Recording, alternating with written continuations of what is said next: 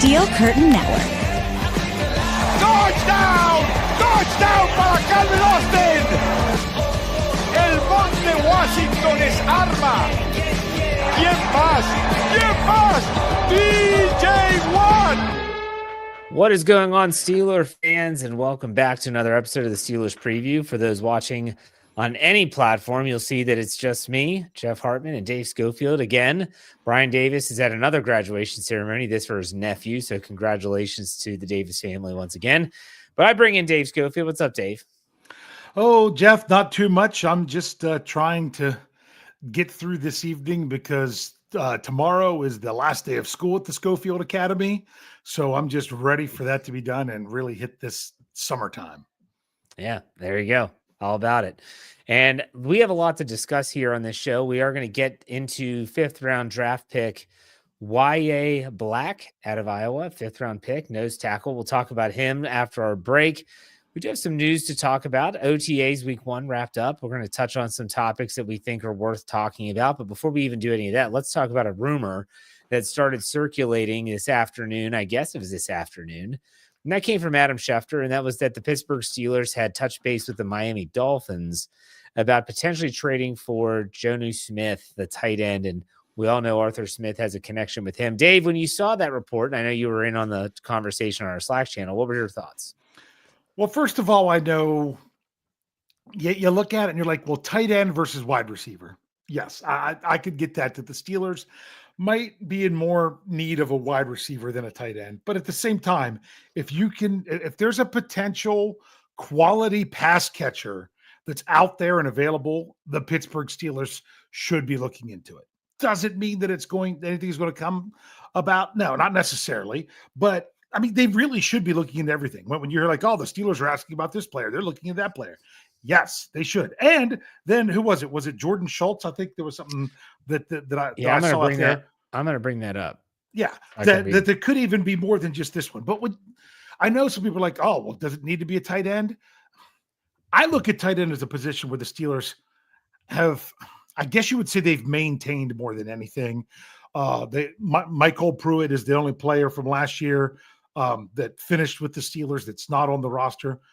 But he's still available as far as I know if they really wanted to really run it back. They added, Darnold Parham, but he wasn't even on a practice squad at the end of last year. So it's not like he's expected to come in and be this great thing. I mean, Steelers fans got hyped about him because it was a signing at a time when you weren't really signing any of the players. That was more based on the calendar than the player. So if the Steelers are like, hey, if we're trying to get better at every position, and this is a chance to increase things at tight end, why not? Well, my issue, if you want to call it an issue, is my thought was they don't even use the 2 tight ends they predominantly have on the roster anyways. Why are they adding a tight end? Yeah. It's not like Pat Freiermuth is leading the lead team in catches and targets, and they need to get someone else to kind of offset what he's doing. And that's not the case. Now, whether that was quarterback dependent last year, who knows? But I want to read the Jordan Schultz tweet that you referenced, Dave. Here's what Jordan Schultz had to say. This was 2 hours ago, and we're recording this at 7 p.m. Eastern time on Thursday. The Steelers have had preliminary conversations with multiple teams about potentially adding another playmaker on offense to complement DK Metcalf per multiple sources. Pittsburgh is believed to be motivated to get a deal done at some point, though there's still plenty of time before the season. Then he also added the Steelers could have up to 12 picks in the 2026 NFL draft. So, Dave, this didn't come as a shock to me. I know that some people are like, oh, this report with sources from Jordan Schultz. I felt like, everyone was freaking out about the Chris Olave rumor. Even if you go way back to the Trevor Lawrence rumor, this is pre-draft. I would almost be disappointed if they didn't pick up the phone and call teams and say, who's available and what do you want for him? That's the way I took it, Dave. How'd you take it? Absolutely. And honestly, they should. I mean, did the Steelers, do you really think they should be complacent with the roster that they have right now? No. Do they have 90 players? Do they have people that they can have at every position? Yes. But if you're not constantly trying to look to get better, then you're not interested in winning football games in the NFL that season. Yeah, I agree 100%. So the from what we're hearing out of Miami is that the Dolphins are not interested in trading their tight end away, and so there might not be anything to this. However, keep your eyes out. There could be a Steelers trade. I would almost guarantee there will be some type of trade. Would you agree with that before training camp? Well, I would like to say yes, but we also thought that last year, and that didn't happen. Receiver though, last year was like, are they going to get a receiver? I think they could make a trade for a couple positions this offseason. Yeah. I mean, honestly, I'm not even going to say by training camp. I'm going to say by week 1, because I outlined it. I'm pretty sure that was in a Pittsburgh, not this week's Pittsburgh Standard Time, but in a past one, that if the Steelers are going to build the roster, like I don't think if they need more offensive line depth, as long as you're not dealing with a catastrophic injury during training camp or anything, they could add that depth at the end of training camp as to not cloud the issue with these young players. That, they just brought in another guard, Mason McCormick, you better, or something like that. Oh, they brought in a tackle. Maybe they don't, maybe they're not thinking that great of their 2 first-round picks. And you could just come in and say, hey, we're going to solidify our depth at the end. They wouldn't have to have that during training camp. That's one I would say there. But obviously, they're going to make moves. They're going to continue to make moves all the way up until week 1. And they could even – it used to be that the Steelers would not really make a move after that ahead of the deadline. And that's not even the case anymore. So, to me, this team isn't going to be who they are until after the trade deadline of this coming season. All right. So, let's shift gears a little bit to OTAs. Week 1 is in the books. There were some players that did not show up at all. I want to get Dave's thoughts on attendance and what we know. TJ Watt was not there. I believe DK Metcalf wasn't there any day this week.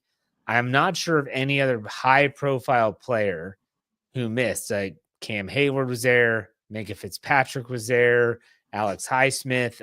It seemed like everyone else that you would think, hey, like, is this player, X player, going to be there?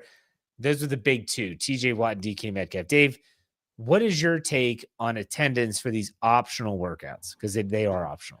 Well, I will say this, which is funny because some people might not think about this, like, especially my wife, this governs everything that we do.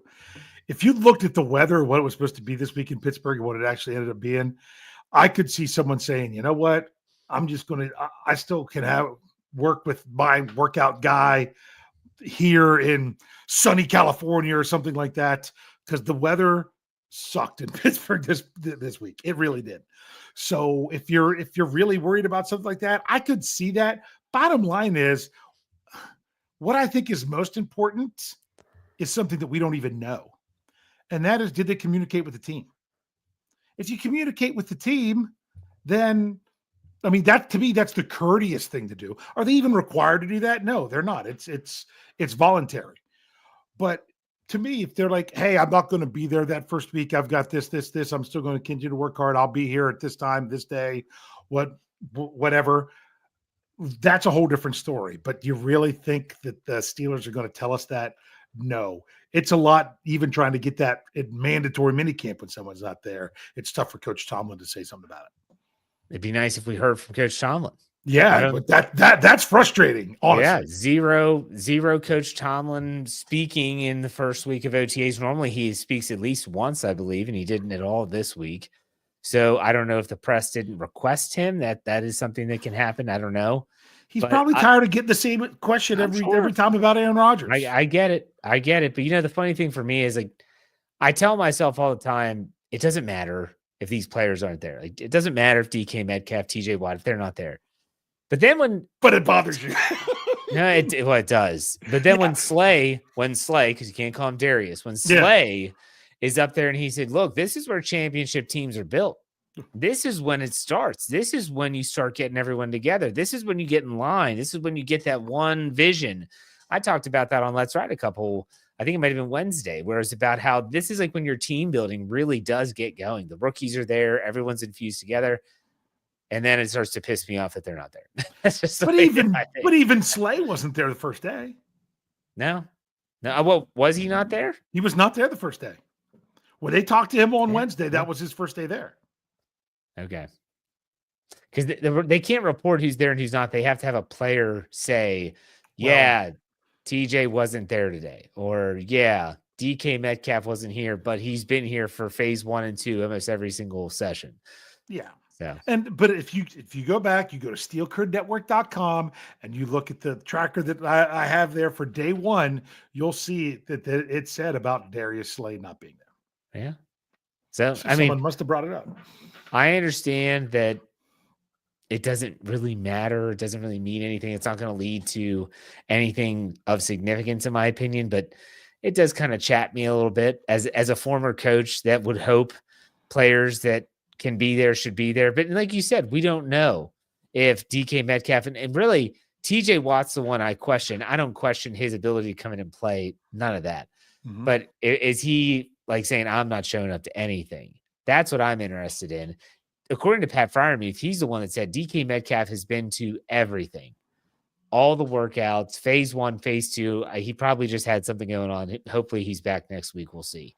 But Dave, other than that, what else stood out to you after week 1 of OTAs in terms of storylines or anything like that? Well, here's what I'm going to bring up because I was thinking about it. And I don't know that anyone's really said anything, but I'm pretty sure it was, I can't remember which beat reported it because I'm getting so many posts that I'm putting into the article. I can't remember who said what. And I'm pretty sure it was on Wednesday. Someone made a comment about a running back jumped in the wide receiver line because jumped in with the 8 wide receivers in line. Steelers got 11 wide receivers on the roster. We know DK Metcalf's not there. Who's the other 2? Who's the other 2 that are not that there? Aren't there? Well, I saw Calvin Austin. We've seen a ton of Roman Wilson. Yep, Roman Wilson. Ben Skoranek has been there. We've seen Robert Woods. Robert Woods was there. Have we seen Scotty Miller? I haven't seen Scotty. Rock, whatever his last name is. They said he was working off on the side. Yep. Like he might be. So he might not have been in the line. Yeah, so he was working off. That could have been it too. Yeah. And I'm not saying Scotty Miller was or wasn't, but I'm just saying, especially when you hear those other names, I'm like, if you're a guy that might not be making the roster, why aren't you there? You should be taking, you should be there. I think I said this with Greg this week. I'm like, how do you not be there if you're a guy that is questionable to make the 53 or has an uphill battle of making the 53? You don't show up one day. I wouldn't be shocked if you're like, okay, we're going to cut him and put someone else from the 90-man roster that's going to be here all the time. Yeah.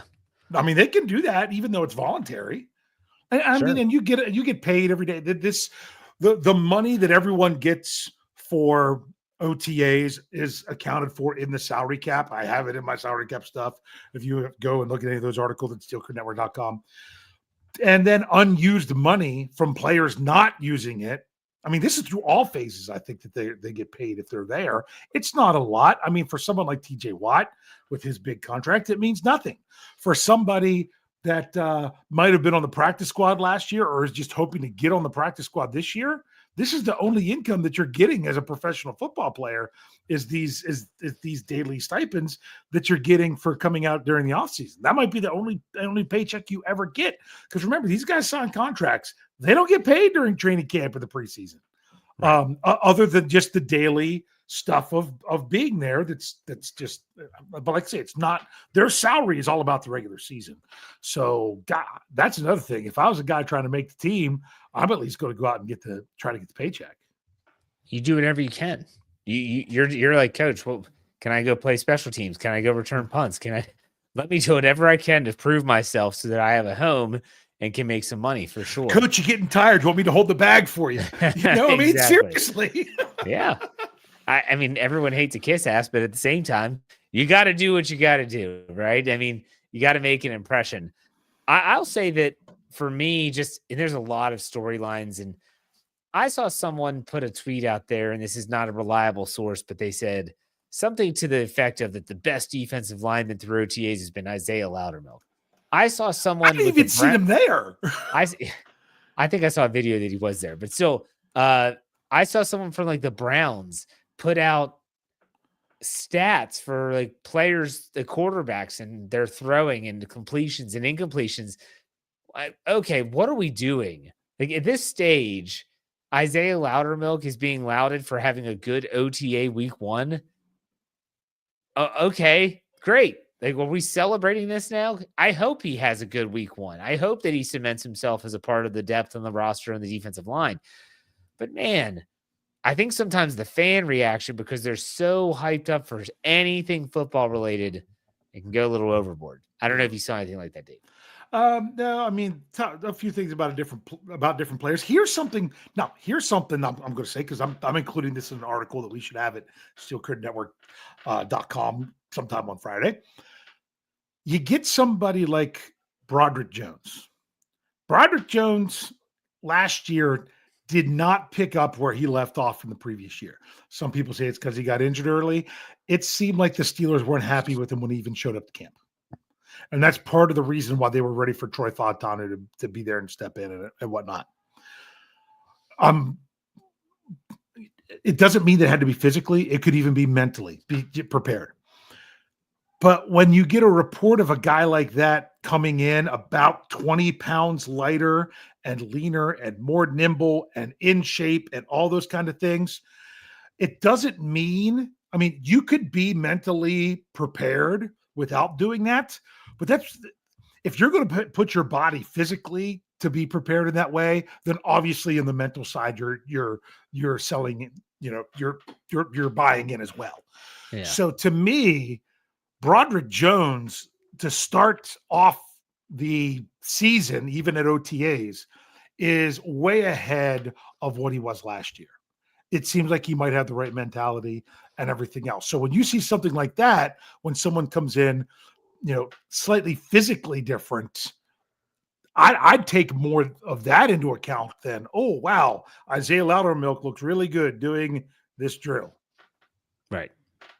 Well, it's funny you bring up Broderick Jones, because I sent this to Coach Kevin Smith via text, and it was the tweet from Mike DeFabo from The Athletic that said, Broderick Jones said he slimmed down this offseason. He played last year at about 325 and is around 305 now. He said that gives him a chance to gain weight during the season. Also, should help him regain some mobility, which is a strength of his game. That was the end of the tweet. So I sent that to Coach, and because he talked about Broderick Jones in the past, and here was Coach's response. He goes, yeah, he looked like crap last August. That's good news.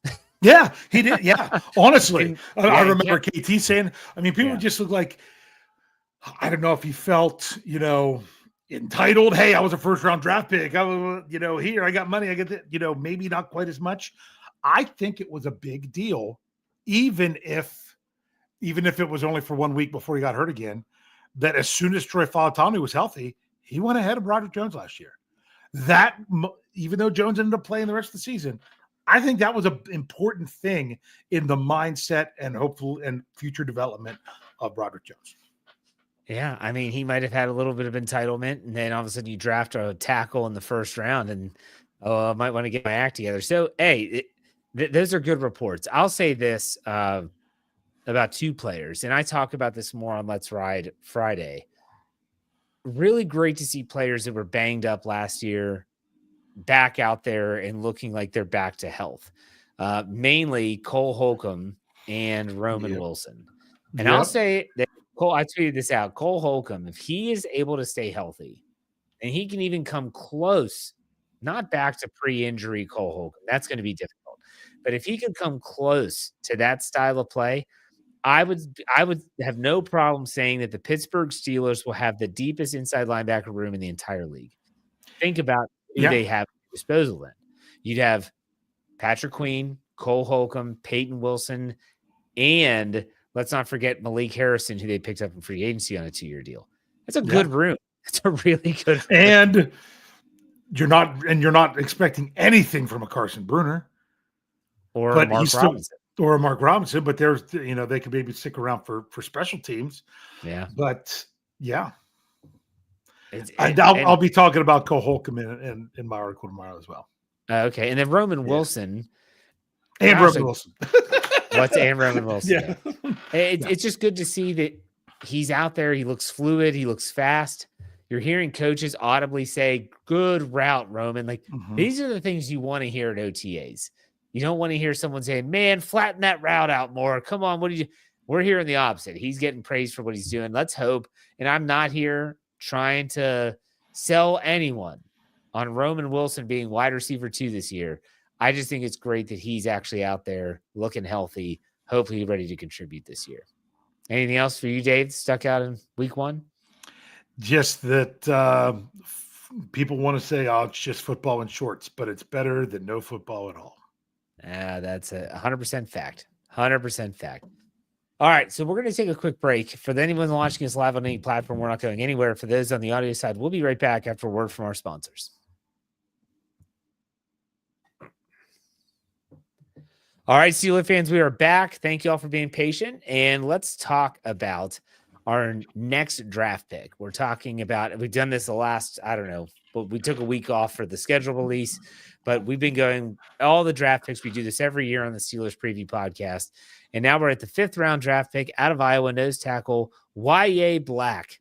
He is a monster of a man. Talk about videos from OTAs. When you see Derek Hartman and Yahya Black going through the drill where they're smacking the dummies, my gosh, they look like just giant mountains, just clobbering little. It kind of looks like King Kong, or you think about one of the old school movies where they just trashing through homes and destroying little villages. That's what it looks like. But Dave, what do you think in terms of expectations for Yahya Black in the Steelers defense for this year? Yeah. Expectations. I mean, the reasonable expectations for him, Jeff loves it when I use that phrase, is he's going to be a guy that might not even get a helmet on game day. He's a 5th round rookie. That very well could be what's going on. It could take some time for him to develop. If that's the case, I say this because do you really trust the Steelers with this all the time? If he's not getting a helmet, it better be because other guys are really stepping up and playing well. If that's not the case, then I'm just going to get frustrating. Like if we've got to watch Isaiah Loudermilk go out there and basically do nothing, I'm like, I'd rather see Yahya Black do nothing. Personally, I mean, the Steelers, they have their own evaluation, and I talked about that on Unpopular Opinion this past week. But to me, I think he's a guy that if he's getting a helmet, I think he's more likely to get a helmet against a run-heavy team, and that's when he would play more snaps, is when they really need some big beef up front. But honestly, if he goes the whole season and is inactive and the Steelers are healthy on the defensive line and they don't have to call on him, that's not a problem. That's not a problem. But I mean, if you want to say, well, do you just pigeonhole him into that? No. If he's coming out and showing that he's someone that's just going to be more of a problem, an actual shade tree, if you know what I mean, not someone that's just that's one that can get blown away in the wind, but one that can be a little bit more firm. If he's doing that, then make sure he's in there and part of that rotation, even if it's only for a few snaps. I think that he gets a helmet every game that he's healthy. And I think I'll tell you why. It's not because he was drafted in the 5th round. If I'm giving Yahya Black some advice out there, I'm saying I want you to go in and I want you to spend a lot of time with one coach. And his name's Danny Smith. And I want you to show him that you're 6'6", 317 pounds. Put me out there to go in and block a field goal, block an extra point. Let me block for our kicking teams. Let me go out there and do that dirty work. And then you go up to Carl Dunbar, put me on the goal line situation, put me in the short yardage situation. I can hold up. And then you start from there. I think there's enough value in that he could actually see the field. And even Dan McCullers, if we're doing the comparison to Dan McCullers always was active because he had those roles. And I remember him getting his mitt on a couple balls of field goal blocks and tips and stuff like that. I think Yahya Black, and I was surprised. And to those that missed it, go back 2 weeks ago, I had a guy from the Hawkeye Report on my Let's Ride podcast. And he obviously talked about a lot of players. He talked about Logan Lee. He talked about Caleb Johnson, Sebastian Castro, and Yahya Black. The one thing that surprised me the most about Yahya Black was the way he described him, is that he is way more versatile than people give him credit for, and he's way more athletic. When I heard that, I thought, okay, his role might be limited in his first year, but in year 2, and beyond, it might not be well, here comes Yahya Black, let's throw it, or let's do something because they're going to try and stop the run in their odd front. They're doing their 3-4 base. He might be flexible enough and athletic enough with his big body to be able to move around. I am not sold at this juncture, and it's still really early in the process, that Yahya Black is going to be a red flag. And that's something I've heard on a couple podcasts on our network, that, okay, here he comes. The offense knows exactly what the defense wants to do. We'll see. He's a big dude. Everyone says the same thing. He's got to learn to get low, keep his pad level low because he stands up too much. I don't know, Dave. What are your thoughts on that? Well, I mean, that's the thing. He's got to make sure he's doing those things. They say if his pad level, if that is a problem, that I mean, my understanding was that was probably the biggest issue. If it wasn't for that, he probably would have been drafted higher, perhaps. And it also doesn't help that it was a really deep defensive line draft. Right. So I'm just saying I'm not having those expectations of where I think he's going to definitely be getting a helmet. If he is, then good. I'm glad they found a role for him to do that. I don't want one of those players that gets a helmet and then plays 3 snaps between defense and special teams.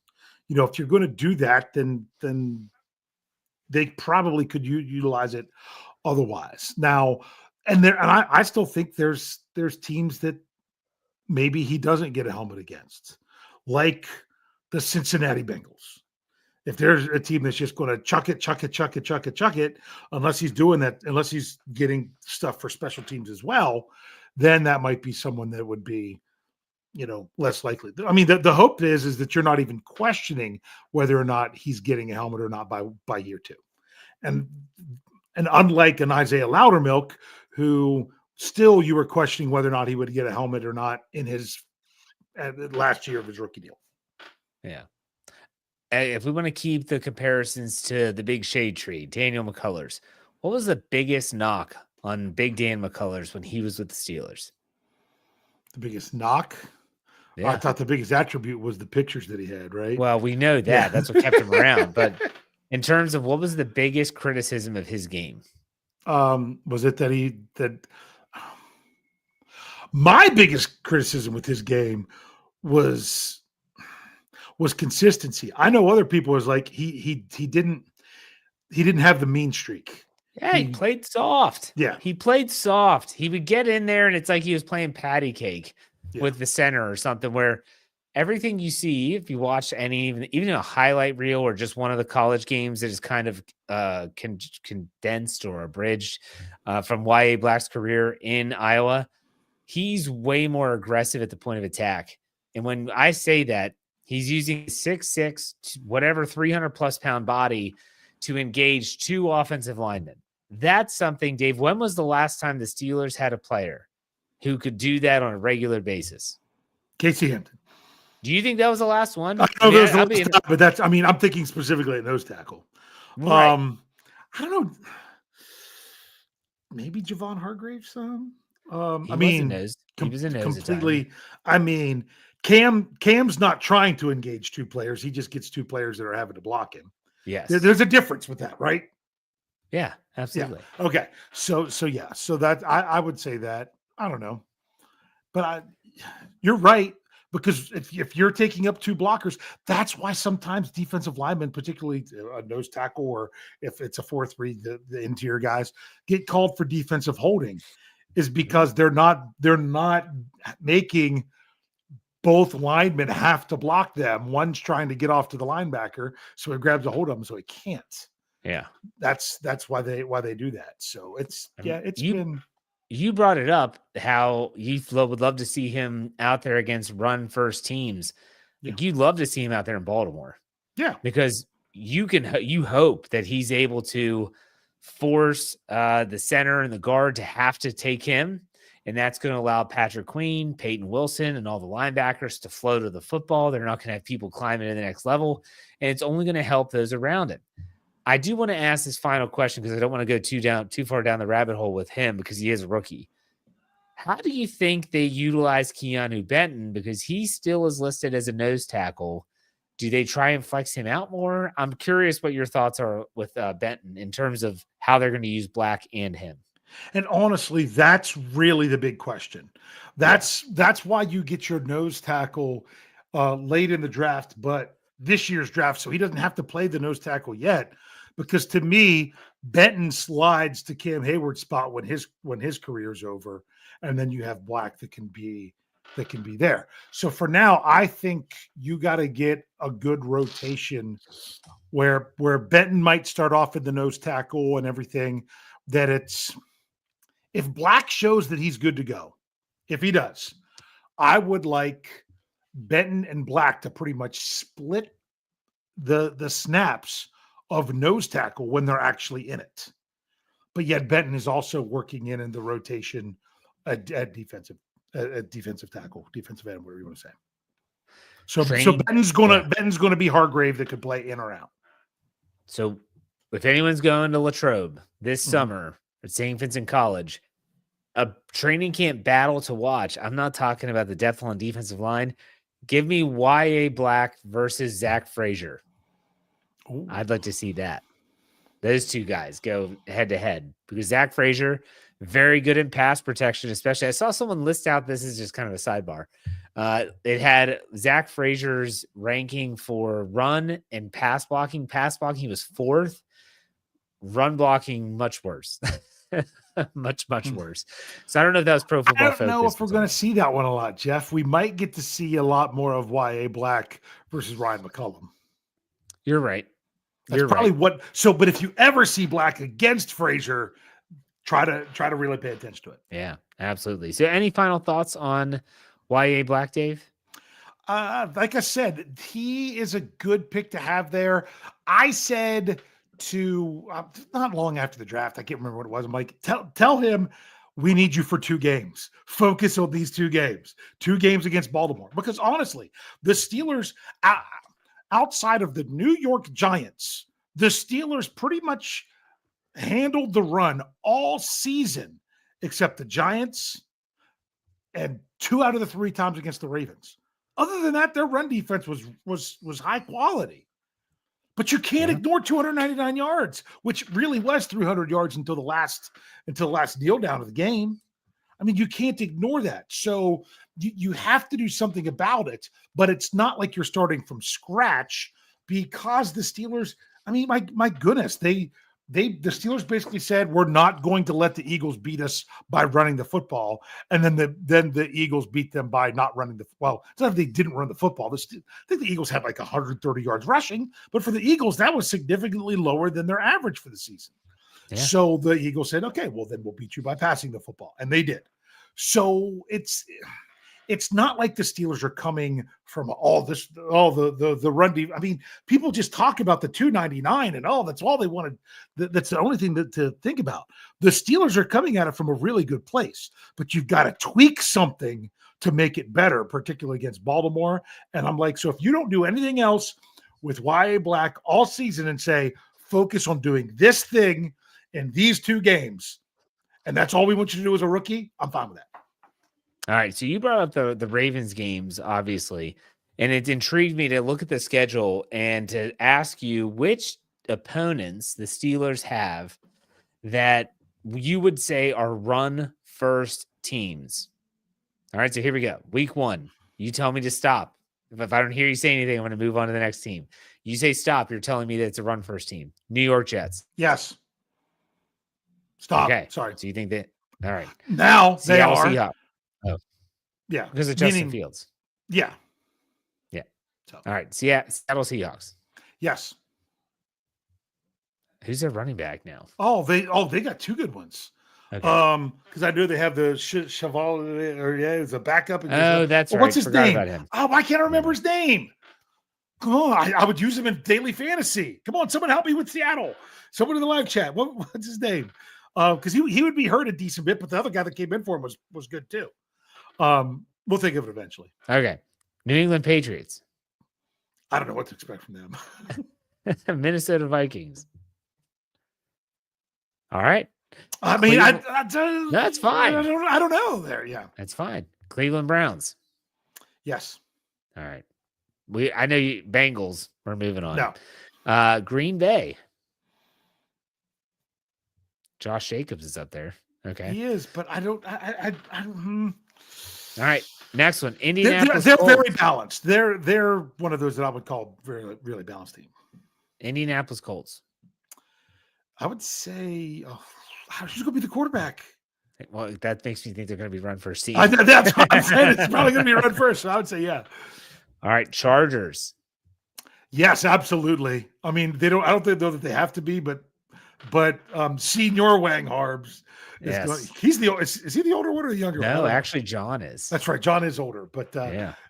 So okay, the other Wang Harbs. The other Wang Harbs. Yeah, right. they're going to run as much. Let's go to Chicago. The Bears. I'm going to. They used to be, but are they now as much with Caleb Williams? I don't know that they are. And new coach. Yeah, Johnson. Who knows what he's going to do? Yeah. Buffalo Bills. No. All right. Well, yes, but it's more. I think it's going to be more quarterback rank. They're another one of those really balanced teams. I think that they could really go either way against you. Yeah. We know the Ravens are. How about Miami? I don't even know. Honestly, I didn't pay any attention. I mean, they had Achane, and I don't know if Mostard's still down there or not, but they have run the ball well. But you never those guys you've always worried about their injury and stuff. Walker from Seattle, that's right. There's a Charbonnet or something like that. Yeah, guy too. Yeah, he's the other guy. There's a tough one. Detroit. Yeah. I mean, with the two guys that they have, but yet they're going to throw the ball like crazy too. To me, they're another team that I would call balanced. If you focus on the run, they're going to tear you up at the pass. So we might be calling on Mr. Black a little bit more than we thought. If you look at the lineup. But how many of those would you say is an overwhelmingly run first team? Overwhelmingly, you can't compare anything to the Ravens because they are just. I would say the Ravens, not normal. And potentially the Browns. I'd say the Colts. Last year would have been the Eagles when you're looking, a team like that they are going to run until they don't have to. A team like the Vikings is intriguing because JJ McCarthy is the quarterback, and we don't know what that's going to look like. Yes. Are they going to lean on the run, especially early? The Patriots are another unknown to me. Yeah. Drake May's there, but do they want to lean on Drake May in year 2? I don't know. This is an interesting schedule when it comes to run defense. Very interesting to me. Very interesting. So, Dave, any final thoughts on Mr. Black before we go to trivia? Hey, just keep working hard, suck in all the knowledge that they'll give you, and remember, it's a marathon, not a sprint. There you go. Amen. All right, let's do some trivia. Yeah. All right, Jeff. This one is a good one in your wheelhouse. I shouldn't set you up this way, but I really expect you to get this. You said that last week, and I struggled. No. But this one, I know you're going to do it. Okay. But I was looking at the current 91-man roster for the Pittsburgh Steelers. Now, I know part of this could get tricky because of players that you're not overly familiar with. But if you look at the roster, there are 3. Okay. Sorry, before I get into that, what's really weird when it comes to the current landscape of college football with NIL and more important, the transfer portal, is how many players are coming to the Steelers that played at multiple colleges. To me, just like they do on the website, I count what college a player went to as the last one they attended. That's the way they list it on Steelers.com. That's the way they do it on like Pro Football Reference. So that's the way they do it when they draft them, So keep that in mind.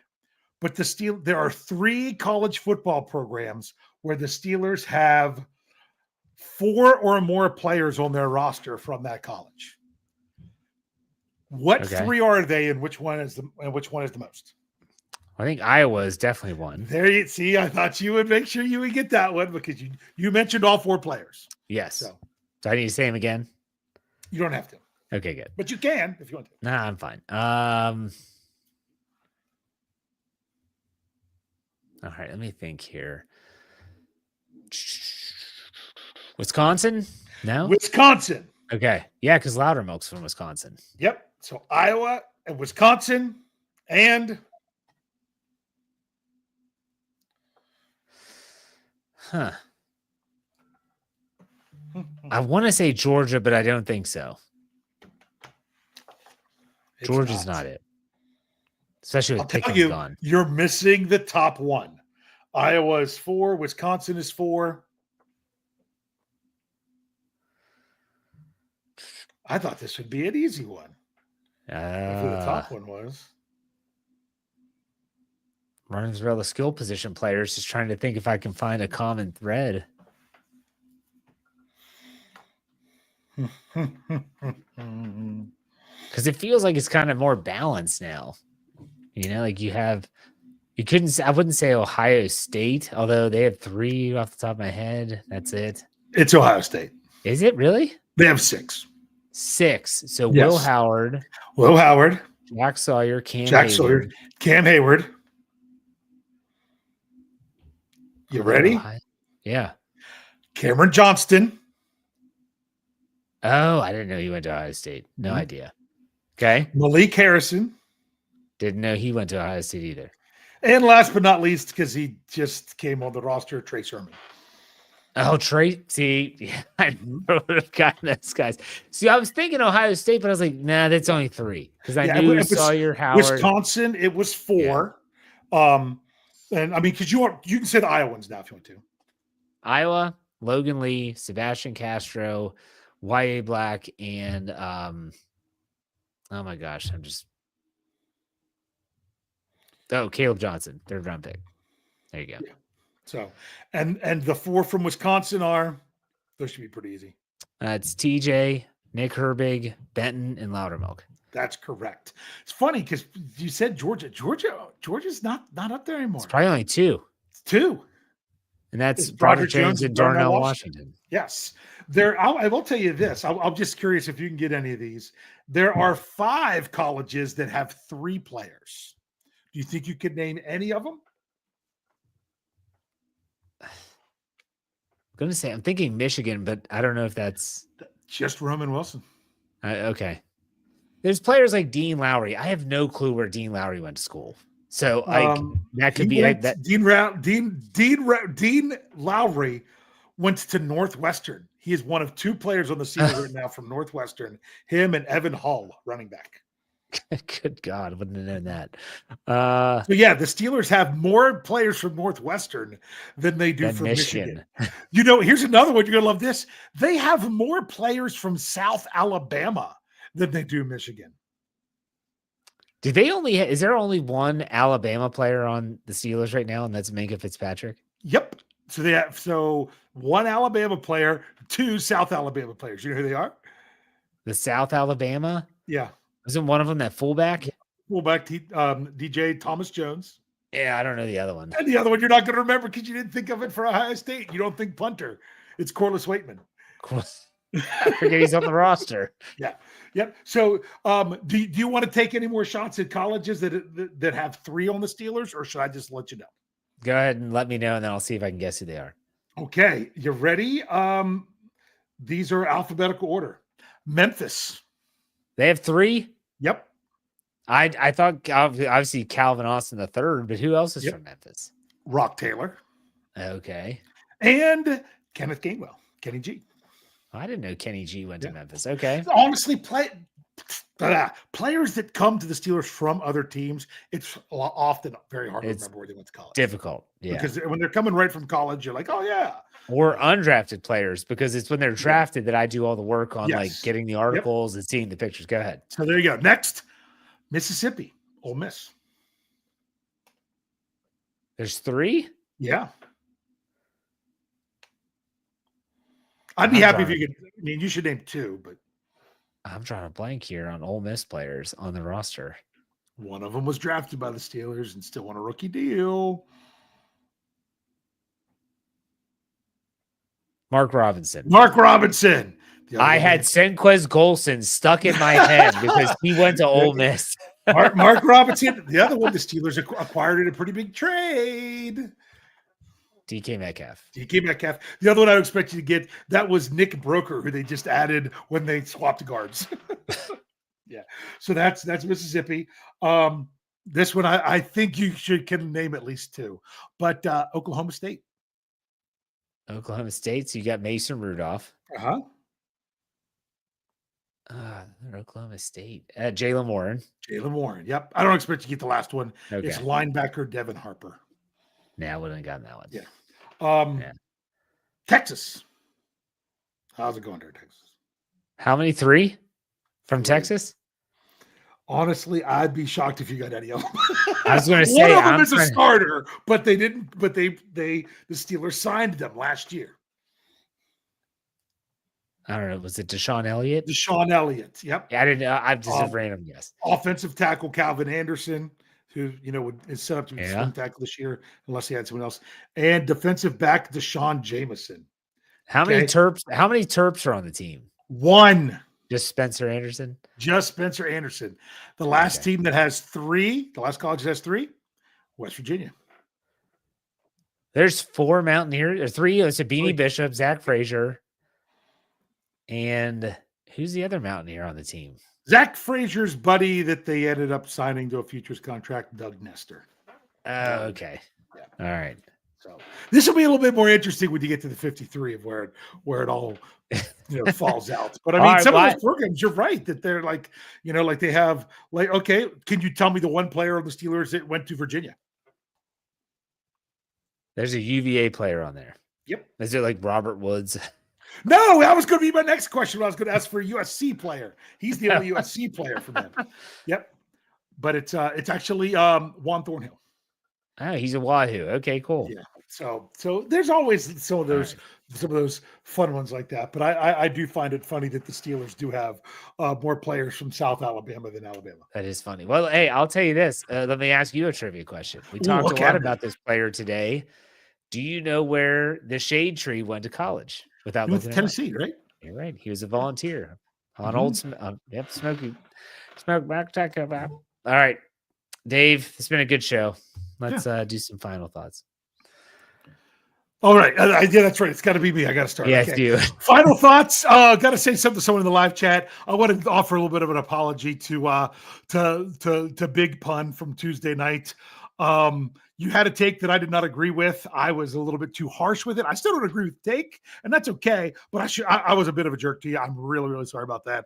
I should be better than that. So hopefully you will take my apology. And I'm very glad to see that you were back in the chat again tonight. So just wanted to start off saying that. But Jeff, 1 week down, 2 to go. Are the Steelers going to do a team building day with only doing 6 OTAs instead of 10? I don't know if they will or not. If they were going to, you would have thought they might have done it this week when the weather sucked, but they didn't. So we'll see with something of that nature happens. But we'll be back Tuesday, Wednesday, Thursday running a tracker. We'll get into the mandatory mini camp. But then we hit the lull. We hit the big dead season, and they haven't even announced the training camp dates yet. Those usually come the first week of June is when they announce those. So right before the Steelers disappear is when we're going to figure out when they're going to come back.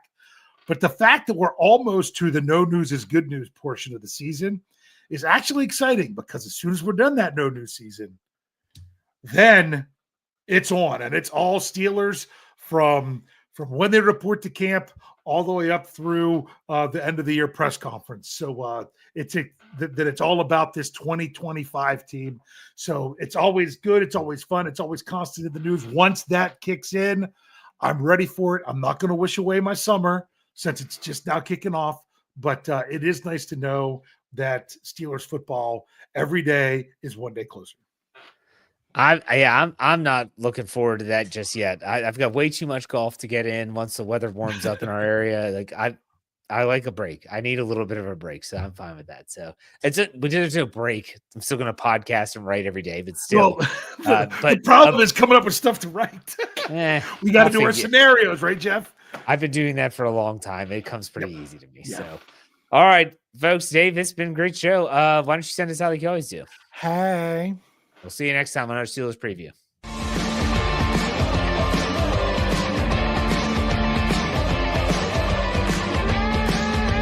Steel Curtain Network. Get it. Everybody else gets a little tight.